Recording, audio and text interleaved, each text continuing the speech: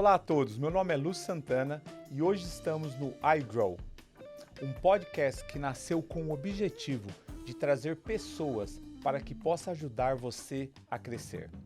E hoje estamos aqui com uma pessoa muito especial e tenho certeza que ele vai trazer um conteúdo para abençoar sua vida. Milton, é um prazer ter você aqui e queria que você se apresentasse. Tenho certeza que você vai ser uma bênção para o nosso podcast. Olá, Lúcio, um privilégio o convite dessa oportunidade aqui. Bem, o meu nome é Milton, sou casado com a Adriana, tenho 2 filhas e eu tenho certeza que esse bate-papo aqui vai dar muito pano para manga para a gente poder conversar bastante. Legal. Milton, eu tenho algumas curiosidades. Eu já conheço você há um bom tempo, mas eu queria que você contasse um pouquinho como é que foi, quando foi aquele ponto que você sentou talvez ali com a Adriana e falou, poxa vida, está na hora de sair do Brasil? Eu sou evangélico, e na minha igreja nós temos a conferência internacional que acontece aqui nos Estados Unidos e em alguns países, Então, uma vez por ano eu vim em 2011, eu vim em 2012, e a gente pega o choque, de comparar a América com o Brasil, fala, puxa, as coisas lá funcionam, é diferente. E aí começou aquela curiosidade de, puxa, se a gente morasse na América, as meninas poderiam ter oportunidades de algumas faculdades que jamais a gente teria aqui no Brasil. O primeiro choque foi esse, da qualidade, E depois veio um período de insegurança no Brasil. A minha esposa, ela estava um dia fazendo compras no mercado, um assaltante pegou, rendeu ela, colocou uma arma na cabeça dela e falou, olha, se alguém fizer alguma coisa, ela morre. Aí eu falei, poxa, aí é fácil, Essa eu não sabia, viu? Ficou 30 minutos com ela ali, esperando o pessoal pegar pertences, relógio, dinheiro, e ela como refém. Depois disso, mudou, sabe? Qualquer lugar que a gente ia, já não tinha mais a tranquilidade. Eu passei a estar também um pouco desconfortável. Teve um período em Goiânia que teve lá o bandido, era um motoqueiro que parava nos pontos de ônibus, dava um tiro na pessoa e saía. Ele matou 30 meninas de 14 a 18 anos. Aí eu peguei e falei, poxa, tá difícil. E numa dessas vindas, nós pensamos, poxa, os Estados Unidos eles reservam para a gente segurança, nós temos a possibilidade das meninas fazerem um curso superior num país de primeiro mundo, elas vão aprender uma segunda, uma terceira língua. E aí nós começamos a pensar nisso fortemente em 2013, Fui conversar com o líder da minha igreja, porque eu tinha o meu pai biológico e ele era o meu pai espiritual. E eu abri para ele o coração, olha, eu penso em fazer isso, isso e isso. Aí ele falou assim, Milton, eu não estou sentindo muita paz não, vamos orar? Vamos, isso foi no início de 2013. No final de 2013 ele me procurou e falou, olha, agora eu estou sentindo paz. Só que nessa época eu já tinha mudado de ideia já, porque passou um ano. Aí eu pensei, nossa, aí eu fui conversar com a esposa, aí a gente refez todos os cálculos, porque até então a gente pensou, não é para ser. E aí, só uma ideia. Só uma ideia. Então, do início de 2013, março de 2014, nós estávamos chegando aqui para começar uma nova história. Uau! E eu vejo que muitas famílias passam por esse mesmo processo, Acho que o maior motivo que as pessoas decidem sair do Brasil é a questão de segurança, E qual foi o ponto que, se você pudesse mudar, você teria mudado, talvez se preparado melhor? Eu pergunto isso para que a gente possa ajudar as pessoas que estão escutando, falar, poxa vida, eu quero fazer uma mudança, uma transição do Brasil para os Estados Unidos, Qual foi a maior dificuldade que você teve e que talvez poderia ter evitado? Durante o período que eu estava esperando, eu fui ler, eu entrei na internet, eu conversei com algumas pessoas. O problema é que aqui muitas vezes você conversa com algumas pessoas e as pessoas elas trabalham tanto que elas não têm tempo de se informar. Alguém conversou com alguém conhece alguém que fez algo, mas nunca é oficial. Então, quando eu cheguei aqui, Lúcio, eu vim preparado financeiramente, mas não me falaram que eu tinha que fazer o primeiro depósito, o segundo depósito, o 12º depósito, os aluguéis, Eu não sabia que eu tinha que antecipar aquele tanto de dinheiro. Eu ia comprar um carro à vista. Eu peguei o dinheiro de comprar o carro e já dei para entrar no apartamento. Depois tinha que fazer o depósito para o telefone celular, porque na época que nós chegamos aqui, só uma operadora ela poderia pegar pessoas que não tinham histórico de crédito para poder, tinha que dar depósito. Aí eu fui colocar a internet em casa, depósito. Ou seja, tudo depósito, depósito, depósito. Aí quando eu fui ver, eu tinha uma expectativa de uma reserva de 1 ano que caiu para 3 meses. Justamente pela quantidade de depósitos que eu tinha que fazer. E ninguém falou para mim, olha, se prepara, porque você vai precisar disso, vai precisar daquilo. Não tem Ou seja, orientação nesse claramente a sentido. falta de informação já foi um fator que Foi. atrasou o processo. Foi. Dificultou, né? Ele acabou acontecendo, só que a expectativa era você ter uma tranquilidade financeira por um período, enquanto as coisas iam acontecendo, só que depois de 90 dias eu já estava na bacia das almas. Acabou o dinheiro, o que eu faço agora? aí o negócio já estava lascado já. E outro ponto que eu vejo que muitas pessoas, né, passam por isso é a questão imigratória.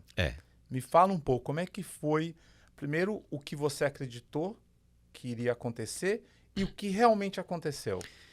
Quando, numa dessas vindas para as conferências da igreja, eu encontrei um empresário que falou, olha, o seu perfil é interessante, eu posso fazer uma aplicação de trabalho para você.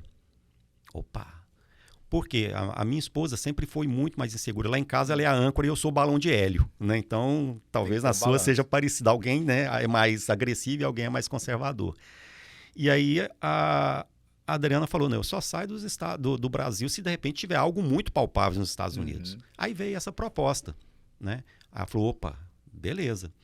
Antes da gente sair, que nós liquidamos as nossas coisas, eu morava em casa própria, eu tinha carro próprio, não devia, não tinha dívidas. Aí eu falei, olha, nós estamos mudando de país. Depois desse período de quase 1 ano que a gente esperou, né? E se não der certo? A gente volta ou a gente peita? Porque se você falar, a gente volta, então eu sou a favor de não ir. Porque recomeçar... Porque pensa só, aqui a gente tem casa própria, não tem dívida. Gasta o dinheiro que tem para voltar e morar de aluguel, não faz sentido. Se você falar para mim que se der certo, ótimo. Se não der certo, a gente peita, a gente vai. Se não der certo, e pode acontecer, eu sou a favor de não ir. Mas é difícil dar errado, né? Vamos, mas eu descarto essa possibilidade.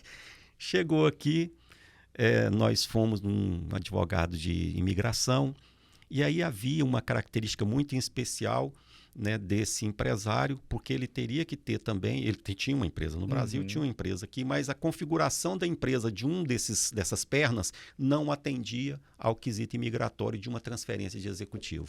Resultado, não deu certo. Parou ali. Olhei para ela olhou e falou assim, mas que boca que você tem, hein? Falei, mas, né? E naquele momento a gente peitou.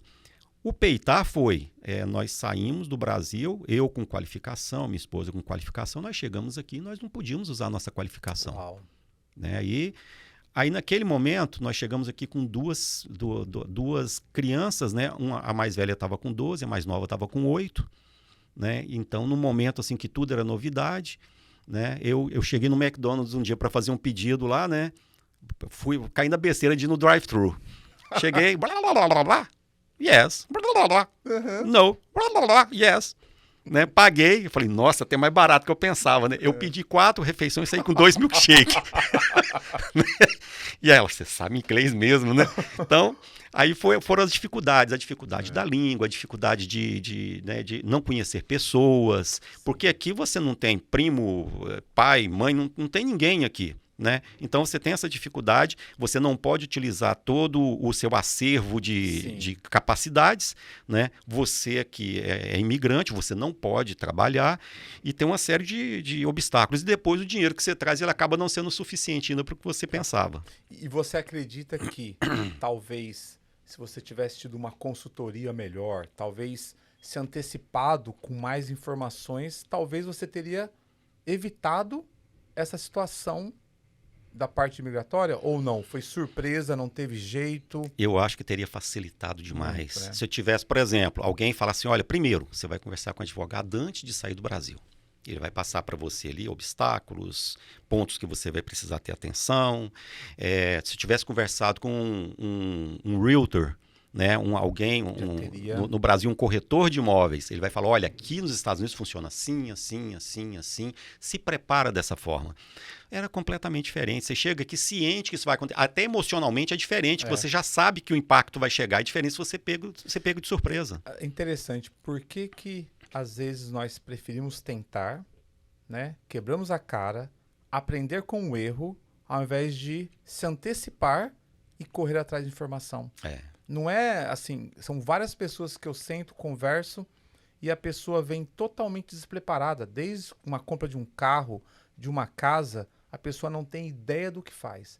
E eu sempre falo para as pessoas, se informem. Tem o poder para o seu lado do conhecimento, de chegar para negociar algo, tomar uma decisão baseada em conhecimento, não baseado no que a pessoa do outro lado vai falar para você. E aí você tem que seguir porque não tem conhecimento algum. Então eu arrisco a dizer que hoje, esses últimos 5 anos, eu acho que a própria comunidade brasileira ela se aprimorou muito. Eu acho que hoje as redes sociais ajudam demais. Na época, a rede social não era tão aquecida ao ponto de ter pessoas capacitadas para poder dar boas sugestões.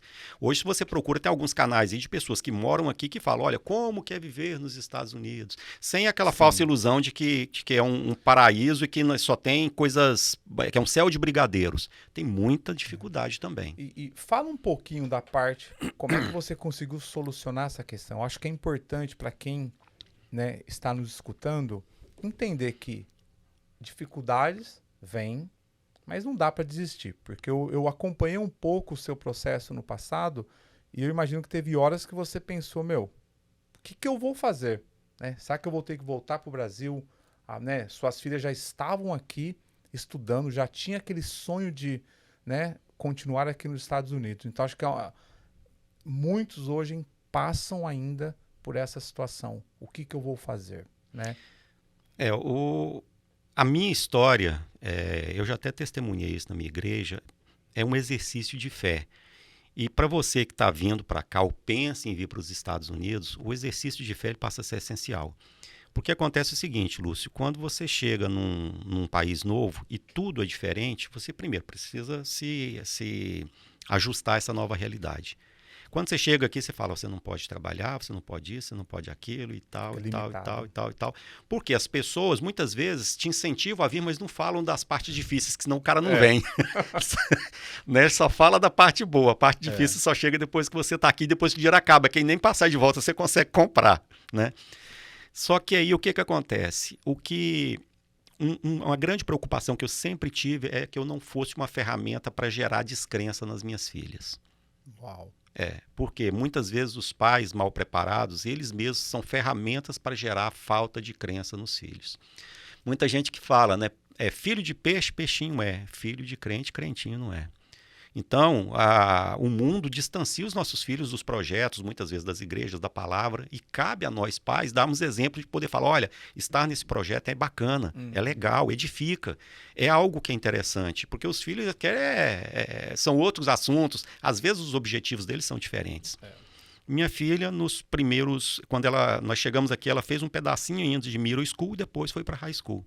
Na high school ela chegou para mim um dia, chorando, e falou assim, eu estava conversando com algumas colegas mexicanas, hispanas e tal, e elas falaram que só vão fazer aqui a high school por fazer, porque elas não vão poder pegar e fazer college. Uau! Eu falei, mas por quê? Porque nós não temos documento, e como não tem documento, não tem bolsa, não tem relationship com nenhuma instituição, não tem jeito.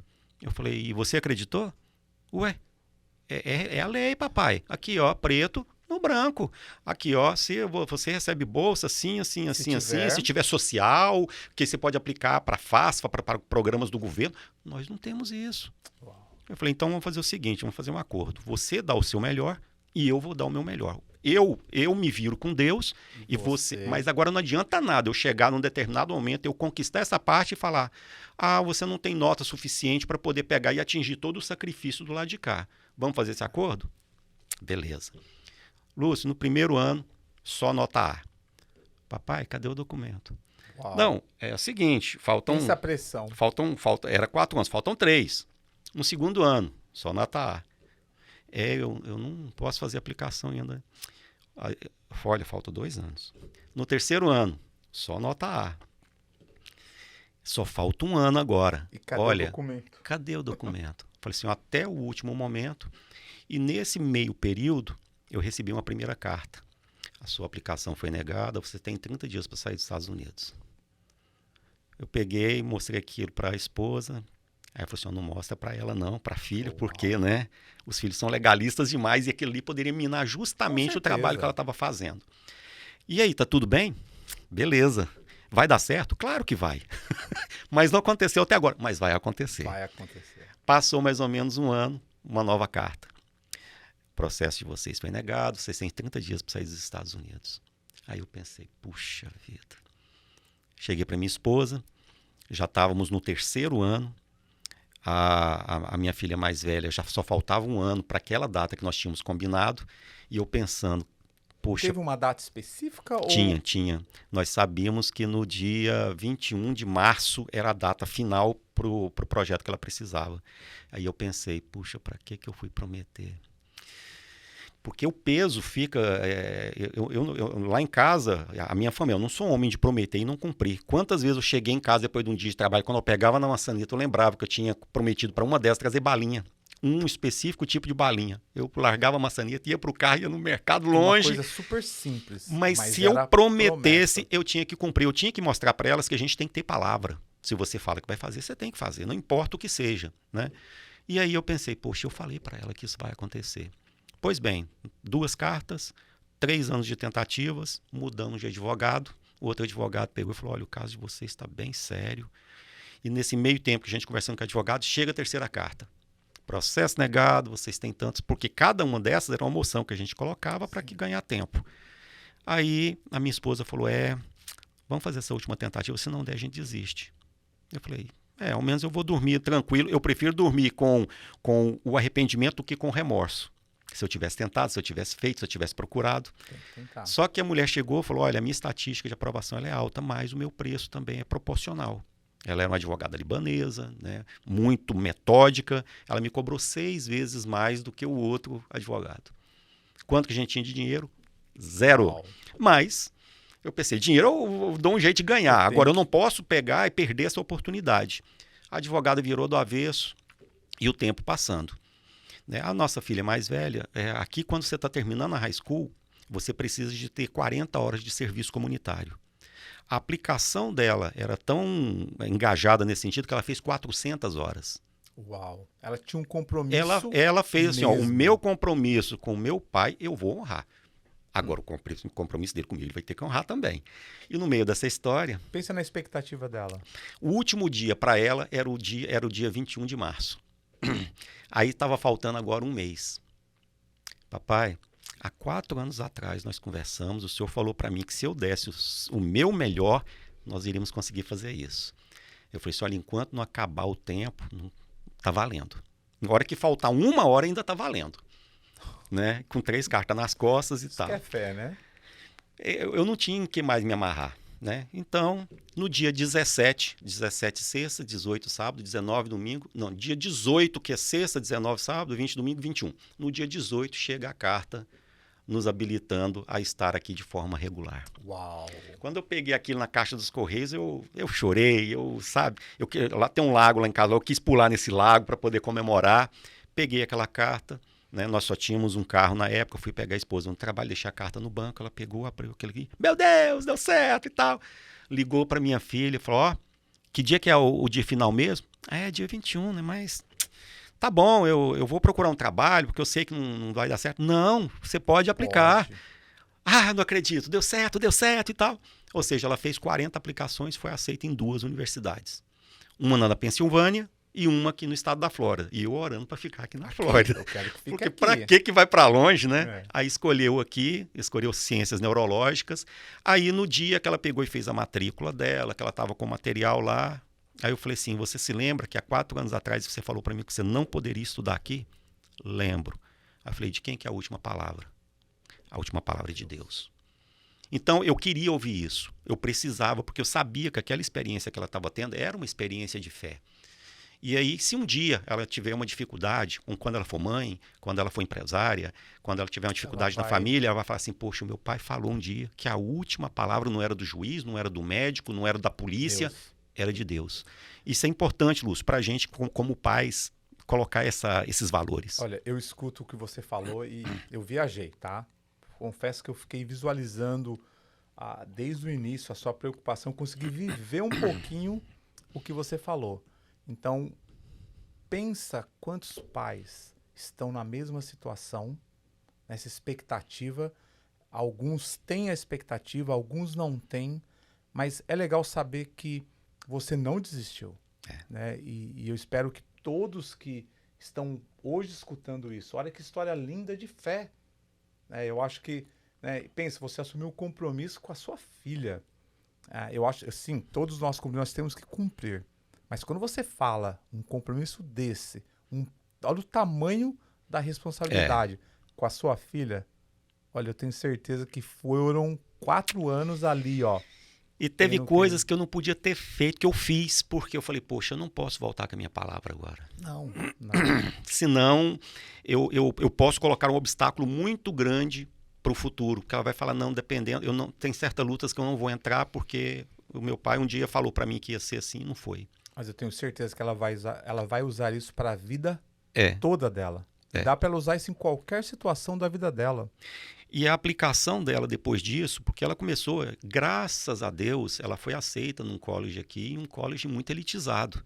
Né? Os colegas são 50 etnias diferentes, é uma escola de referência em medicina aqui.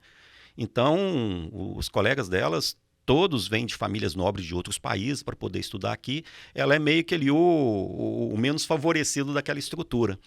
No entanto, de todas essas turmas, em 2021, ela participou de um projeto, né, para o MIT, e nesse projeto tinham mais ou menos 60 a 70 mil aplicações. Eles separaram 6 vagas. E ela pegou e foi eleita para uma das vagas. Aí, nessa hora... Não tem como. Valeu a pena. Eu acho que foi o dia que eu mais chorei na minha vida, nesse período de América, que eu falei, poxa, tudo valeu a pena. Porque quando você pega, é muito trabalho, é muito esforço, e você não vê algumas coisas acontecendo, você vai ficando frustrado por algumas coisas. Com certeza. Você fala, poxa... O que para você talvez foi a maior frustração, ou a maior dificuldade nesse período dos Estados Unidos? E aí depois eu quero que a gente entre um pouco no que você está vivendo hoje. Mas eu queria entender... A frustração é que... Em muitas oportunidades eu sabia que eu podia fazer mais, mas eu não podia fazer. Uau. Porque eu tinha capacidade, eu tinha informação, mas eu tava bloqueado porque eu sabia que eu estava num país e eu sei como que as regras funcionam, eu sei como que a lei funciona. Eu não podia exercer tudo que eu podia ser por uma questão legal. Mesmo tendo um currículo que Mesmo você tinha, tendo um currículo, mas não podia. Mas eu entendo que muitas vezes aquele empresário está dando oportunidade para quem nasceu aqui, para quem vive aqui, para quem tem a documentação daqui, eu não tinha. Né? Então era uma coisa natural. A minha esposa, muito qualificada, e né, quantas vezes a gente pegou, colocou um monte de vassoura ali dentro do porta-malas do carro, fomos fazer limpeza, jardinagem, pintura, o que aparecia, porque o projeto era, nós podemos caminhar até aqui, mas os nossos filhos vão poder perfumar essa nação um dia, se a gente puder chegar mais longe. Né? Então esse foi o propósito. E lembra, não tem nada de errado em fazer, não importa qual seja o trabalho. Não é demérito para ninguém. Para ninguém. E eu costumo sempre dizer que não importa o que você está fazendo, faça o seu melhor. Vai além do que foi dado para você fazer.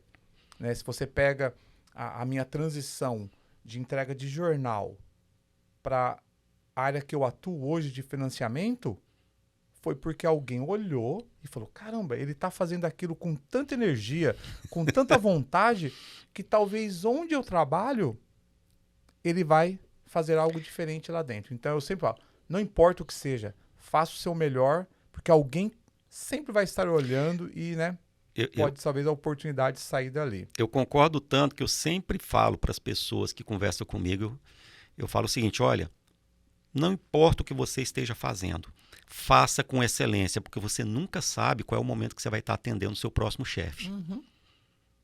O cara às vezes olha, ele está precisando de um profissional, ele vê você ali e fala, rapaz, olha a qualidade do serviço desse operador de caixa de supermercado. Eu não sei, esse cara pode trabalhar bem de banco, pode trabalhar Aham. bem na minha operadora, não Claro. importa. Então a excelência, ela pode ser feita carregando tijolo, você pode carregar tijolo com excelência, Exato. sabe? E aí, muitas vezes, você pode estar prestando serviço para o seu próximo parceiro, Boa. sócio, chefe, por aí vai. Você nunca sabe, né? Nunca sabe. E vamos falar um pouquinho hoje, né? Como é que hoje o Milt está? Qual é o foco? O que você tem para você neste ano de 2022 e os próximos anos? Quando eu cheguei aqui, a primeira coisa que eu fiz, eu era consultor de serviços financeiros no Brasil, cuidava de uma carteira muito grande, né? Eu trabalhava na seguradora do HSBC. Morava com a minha promoção, eu fui para Manaus, e em Manaus eu controlava um grupo grande de agências, eu tinha gerentes e eu tinha uma carteira gigante de fundos constituídos, né? Era especialista na parte de legislação de previdência e no momento que eu vim para cá, eu vim com isso na cabeça, mas a ficha não caiu ainda, que eu não podia fazer nada daquilo. Fui bater na porta de uma seguradora, né? Olha, eu tenho essas habilidades, eu tenho esse histórico, né? A pessoa ficou doida. Nossa, mas vai ser bom demais e tal. Olha, é o seguinte, vamos fazer aplicação aqui, eu preciso do seu social. Eu falei, o quê? O que é isso? Social? Eu preciso do social para a gente fazer aplicação. Eu falei, não tem não. Falou, ih, rapaz, o negócio aqui é regulado, você sabe disso. Eu sabia que o sistema financeiro, no Brasil, a Comissão de Valores Imobiliários, aqui é a SEC. Falei, Já é regulado, já é né? regulado demais. Eu falei, quer dizer que precisa disso? Precisa. Né? Aí eu, né, falei, poxa, coloquei as barbas de molho, fui fazer outras coisas. E aí, no momento em que a documentação veio, a primeira coisa, Luz, a documentação saiu hoje, semana que vem eu já estava fazendo a prova Uau. já. Né? Então, eu me licenciei pelo estado da Flórida como consultor financeiro, né, voltando às mesmas características do que eu fazia no Brasil. Então, hoje, eu tenho uma empresa que já está há muito tempo aberta. Essa empresa ela dá consultoria de negócios, né, para um grupo de contabilidade, e eu, como consultor financeiro, eu atendo pessoas hoje, seja um empresário novo que está chegando, porque aqui o cara é doido, o cara que mora nos Estados Unidos, que não tem um seguro, que não tem um planejamento financeiro. A gente nunca sabe o dia de amanhã. Nunca. A saúde daqui é muito cara. Então a pessoa ela precisa ter planos alternativos para isso. Ou seja, hoje a sua licença permite você a dar assessoria para pessoas que querem entender um pouco mais na questão de seguro de vida, Isso. não saúde, é mais seguro de vida Seguro de e uma vida, estrutura financeira. aposentadorias, planejamento financeiro, tax shelter accounts, que são contas protegidas de impostos, gerar ferramentas para que essa pessoa, de forma regular, ela possa ter um plano de crescimento de patrimônio ao longo do tempo, porque às vezes você precisa também de dar uma ajuda, porque a pessoa ela tem ali o budget dela mensal, sobra um pouquinho e ela não sabe o que fazer com aquele pouquinho. Então a gente orienta nesse sentido para que a pessoa possa pegar e construir patrimônio ao longo do tempo. E é interessante que você, não sei se você conhece aquele site, FundMe. GoFundMe, né? GoFundMe. Eu converso com uma pessoa que também está na mesma área que você, né, seguro de vida, e eu falo que é uma vergonha, né? Porque às vezes a pessoa poderia fazer um seguro de 30, 40, 50 dólares por mês e ela poderia evitar um transtorno para a família dela. Eu sempre vou para o lado, né? Eu não quero deixar nenhum tipo de transtorno. Já existe o transtorno da perda. E agora deixar um transtorno da dependência, né? A família se tornar dependente de outras pessoas. Então eu sempre horrível. falo, não dá. A gente precisa educar mais as pessoas. Às vezes a pessoa não sabe, acham que é um custo muito alto. Né? Então eu acho que é lindo poder levar essa informação e trazer a pessoa à consciência que ela pode sim se proteger. E muita gente que chega aqui, eu conheço pessoas que estão aqui há 10, 20 anos, 30 anos, e algumas não estão documentadas. E a pessoa fala, não, eu como não documentado, eu não posso ter nenhuma ferramenta financeira nos Estados Unidos. Pode. Uau. Existem hoje, tem mais de 900 seguradoras nos Estados Unidos, mas muitas dessas seguradoras, elas olham para esse imigrante e falam, não, esse público aqui me interessa. Ou seja, mesmo sem social... Mesmo sem social, mesmo sem IT number, a pessoa pode até fazer. Gente, olha, só interromper você um pouquinho, né? O objetivo do nosso podcast é levar conhecimento, né? Tem coisas que você tem falado que eu não sabia e eu tenho certeza que muitas pessoas que vão escutar, que estão nos escutando, também não sabem. Então, o nosso objetivo é isso aí, trazer pessoas, compartilhar histórias de sucesso, de fracasso, mas que possa te ajudar A crescer, né? crescer. Esse é o nosso objetivo, mas continuando. Então, hoje tem seguradoras que olham para esse público imigrante, que movimenta milhares e às vezes bilhares de dólares. Eu tenho interesse nesse tipo de público. E aí, o brasileiro que vem do Brasil, o conceito que ele tem muitas vezes do planejamento financeiro, né, que existem hoje alguns planos que são híbridos, né? Nós chamamos eles de Indexed Universal Life. Ele é um plano em que uma parte dele é para formar patrimônio, formar poupança, e a outra parte é para garantir o agora, que são seguros de vida associados aos planos de aposentadoria. Eles são planos híbridos. Nesse plano híbrido, o cidadão ele começa a poupar um determinado valor, e aí uma parte do que ele está poupando é um seguro que garante ele por circunstâncias do agora. Mas o brasileiro pensa o seguinte, não, se acontecer algo comigo, eu morro e alguém fica com dinheiro. Também. Só que esses novos... Mas espera aí, também. É sua família. Como assim, né? Porque muitas vezes a pessoa pensa o seguinte, às vezes ele constituiu uma nova família, os filhos não são os deles, ele está vivendo uma nova realidade com a esposa e para isso ele não precisa ter? Precisa. Não é só pelo fato de se de repente vier a morte e o dinheiro vai ficar para alguém. É porque essas novas ferramentas financeiras, elas garantem a pessoa em vida. Uau. Então, o termo é benefício em vida. No momento em que a pessoa pega e tem um problema no coração, um ataque cardíaco, ele recebe uma parte do seguro em vida. Se ele pega e tem um derrame, uma parte do seguro em vida, porque nós sabemos que a estatística hoje da medicina, ela aprimorou demais. Você hoje tem um problema de saúde, não necessariamente você vem a falecer.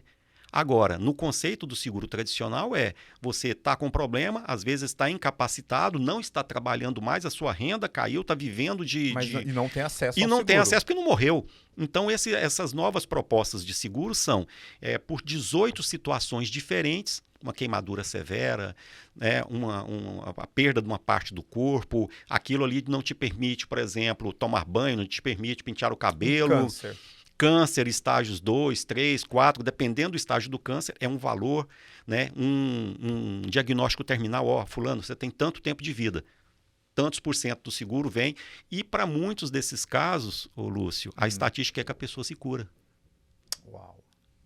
Diagnósticos terminais, tem tanto tempo de vida, só pelo fato de vir $1 milhão cair na conta do cidadão, já melhorou. Melhorou demais. Mas lembra, uma coisa é você passar por um câncer dependendo de pessoas. Você não pode trabalhar devendo. A pressão que você tem que cuidar da sua família é diferente. Então, se você tem um seguro e você vai passar por isso, nós não esperamos isso para ninguém, mas se você for passar por isso, você tem pelo menos a estrutura financeira muda, ajuda muito. Eu arrisco a dizer que o primeiro lugar que a pessoa morre é aqui, ó. Sim. É porque no momento em que ele começa a pensar na quantidade de problemas que ele tem, ele começa... o resultado normalmente é diferente. Então hoje, se qualquer pessoa que vai morar aqui nos Estados Unidos, e você que está no Brasil também, não fique sem. Porque as alternativas hoje, o mercado está muito preparado para isso. Existem ferramentas hoje para poder te suportar em qualquer segmento que você esteja. Não importa a vida financeira que você tem, sempre vai ter ali um plano que possa abordar a sua necessidade daquele momento. E uma dúvida importante que eu tenho.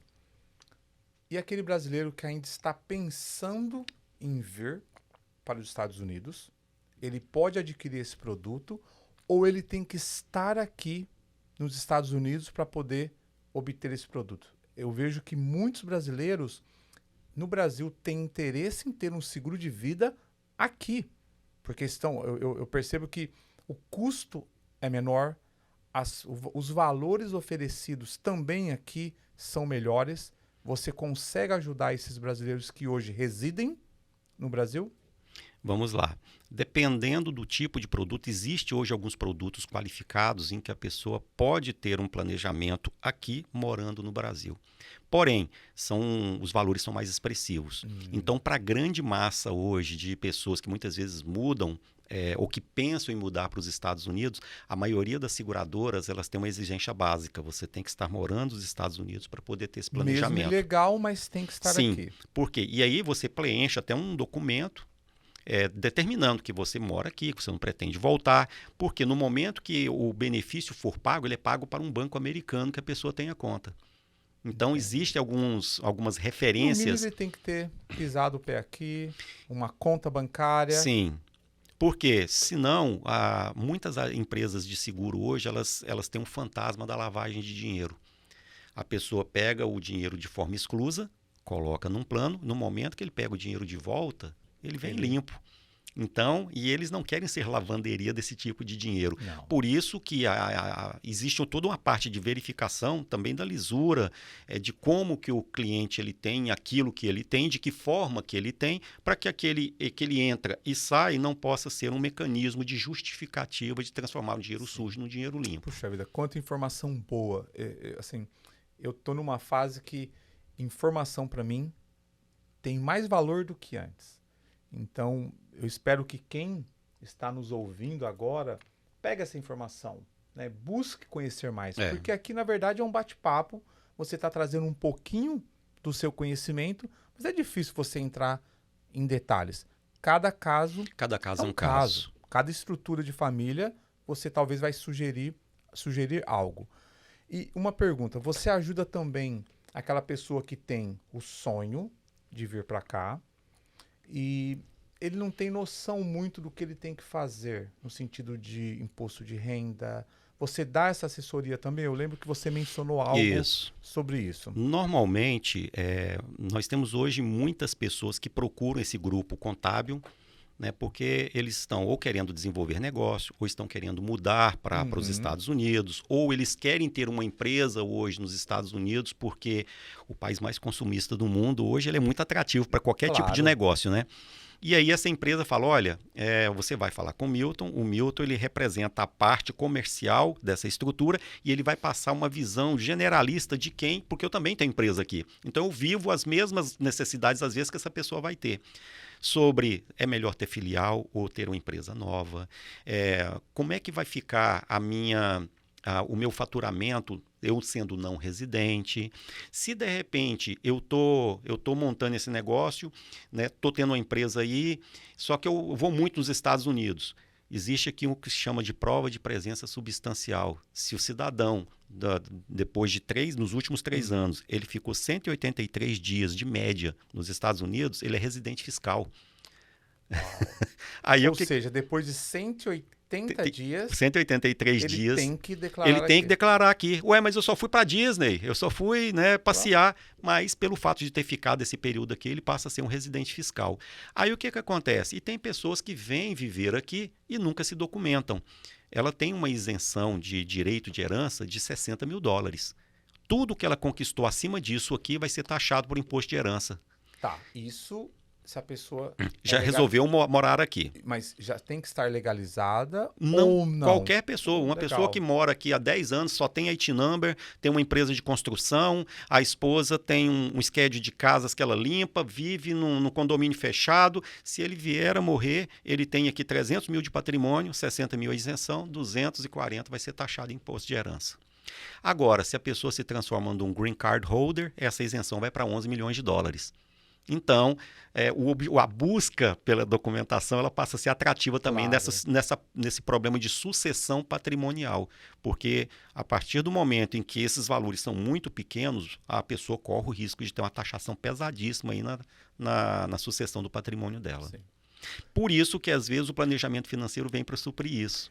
Eu acho que o planejamento em todas as áreas ele nunca chega tarde. Vai ajudar você a estar mais preparado. Para esse caso, por exemplo, o cliente ele pode fazer um seguro de vida especificamente para que o valor seja o direito de herança. O direito de herança. Olha, já que eu não tenho esperança de documentação por agora, eu vou fazer um seguro de tanto que seja justamente o gap, que se acontecer alguma coisa, o meu patrimônio fica intocável. Eu vejo pessoas que às vezes abrem uma empresa fora do país, uma offshore, somente para poder evitar esse tipo de imposto. Às vezes gasta mais dinheiro fazendo isso do que se fizesse um seguro de vida para cobrir que os um valores possível são custo. muito pequenos, porque ele pode ter um seguro de vida com benefício em vida para suporte, mas que uma parte disso seja também uma prevenção, que se acontecer alguma coisa, que o patrimônio que ele tão dificilmente conquistou aqui, ele não tenha problemas.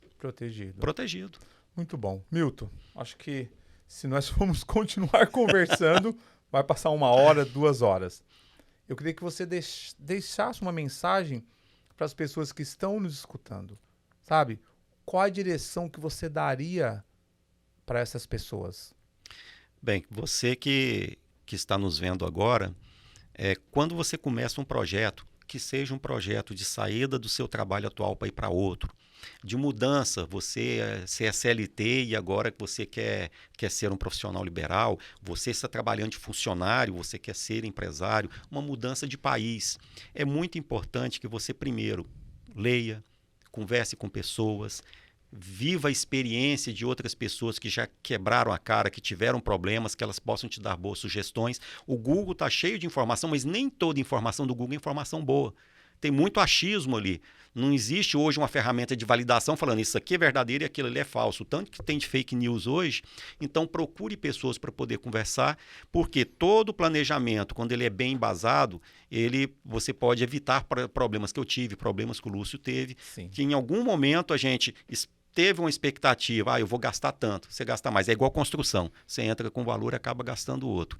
E nunca se esqueça que a última palavra ela é de Deus. Vão vir dificuldades, vão vir problemas, mas se você ficar firme nesse propósito, você pode ter certeza de que a sua história pode até demorar um pouco mais, mas é vitória. Poxa, Milton, que bom. Eu confesso que eu viajei na sua história e é gostoso poder escutar algo que aparentemente era impossível, mas teve um final como o seu. E eu queria convidar vocês a despertar o interesse de crescer. Eu acho que tem horas na vida que você tem que dar um basta. Quando eu digo um basta é bater na mesa mesmo e falar, chega, não dá para poder ficar estagnado, vivendo a mesma situação e esperando um resultado diferente. Né? Então eu convido você a compartilhar esse vídeo com pessoas que você, né, queira que cresçam também. E tem uma frase que eu anotei que se você não está crescendo, você está diminuindo. Não dá para acreditar que ficar sem fazer nada é bom. Nós temos que continuar crescendo. Milton, obrigado, que papo gostoso e espero que você volte aqui para poder compartilhar outras coisas, mais informações, talvez entrar em mais detalhes, né, no tipo de serviço que você oferece.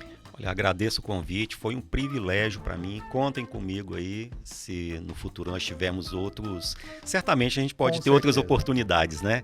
Mas vai ser um privilégio para mim. Obrigado, Milton. Opa.